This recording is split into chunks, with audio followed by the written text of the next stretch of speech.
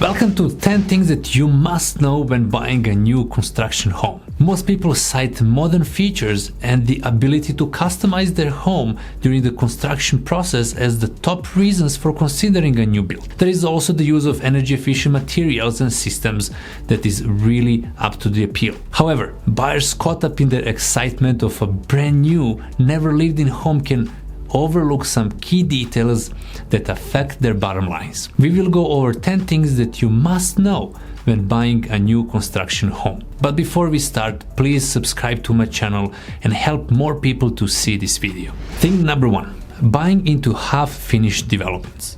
There are many developments out there that are currently half-finished. Keep a healthy dose of skepticism about these scenarios, even though you might be getting a really great deal.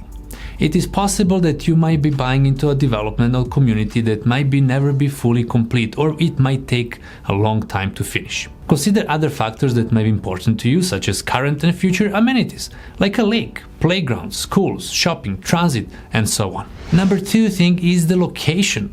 Choosing the right community and the lot within the communities is important. You would like to know what pros and cons of the community itself and amenities it offers or will offer in future.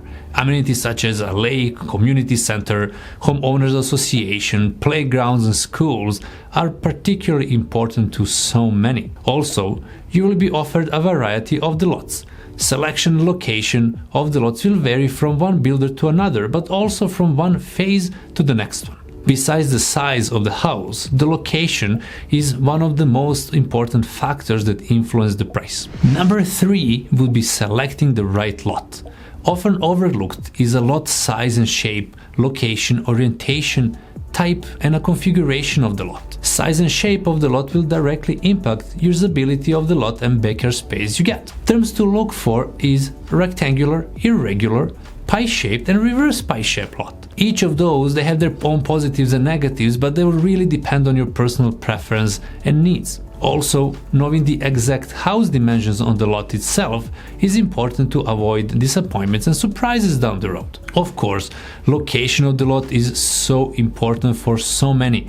It could influence the access to certain amenities, like type of the lake access you have. Maybe backing on a green space or backing on a neighbor or on a boulevard. Maybe being on a corner, located on a cul-de-sac, a quiet or a busy road, and so on. If amount of natural light is important to you, pay attention to lot orientation. For example, many people prefer sunny south and west exposed backyards exactly for that reason. Having a traditional or zero line lot could also put a certain rules on how you can use the land and the property. For an example, depending on a municipality you live in, having a zero-line lot could limit your ability to add a secondary suite or a side door to a house, allowing overhanging encroachments from a neighboring property, having different setbacks, and so on. And last but not least important is the configuration and the grading of the lot. Lots can be flat, sloped to various degrees, or partially sloped. Well, you can just imagine how that will impact your ability to use that space. Item number 4 is selecting the right builder.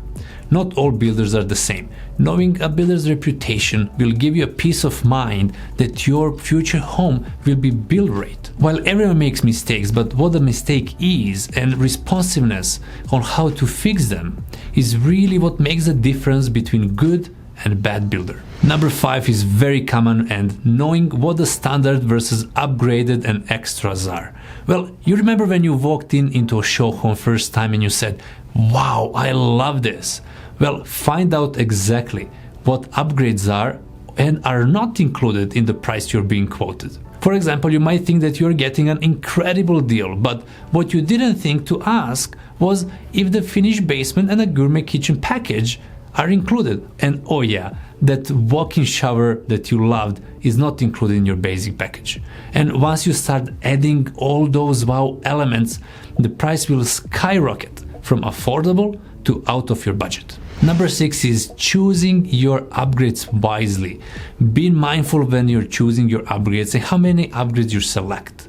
Determine which are the must-haves and which ones you can probably leave it out or maybe do your own later on. You would like to do upgrades that will really benefit you on the long run and increase the resale value of your home. Don't throw your budget on a golden railing and diamond chandeliers, or if you do, please be aware that you might not recover the cost of them when the time of sale of your property comes. On the other hand, some of the upgrades will be difficult or more expensive to add after the house is built, but can add a resale value to your home. Number 7, not getting a completion clause. Well, when your house is going to be built, when purchasing a new construction, you're in the mercy of the builder's timelines. When is the date of the completion of your house? Does it fit your needs? Make sure you get the cancellation clause or a refund of the deposit clause if the builder does not complete by a specific promised date or a time frame at least. Number 8 is very common nowadays and especially became very common over the last few years. Be aware of an escalation clause. So once you sign a real estate contract, your price is set in stone, right? Well, not true. Many builders add what is known as escalation clause to their contracts to build and complete homes. Price of the home you sign a purchase contract with can change. Some of them are often because of the upgrades you added, but there is also another lesser known reason that contract price could increase for. It is unforeseen spike in the cost of building material or the labor between contract signing and closing time. In some home builders' escalation clauses, you as a home buyer would have an option to void the contract in the case of a sudden increase of the material cost. This option most of the time will kick in if the increase is above of the certain percentage of the original contract price.